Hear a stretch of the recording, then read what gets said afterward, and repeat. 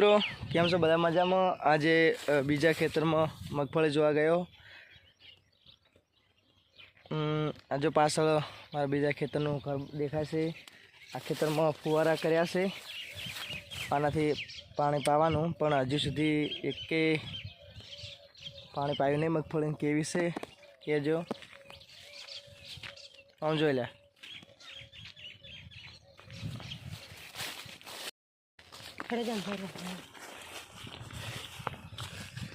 મગફળી જુઓ કેવી છે।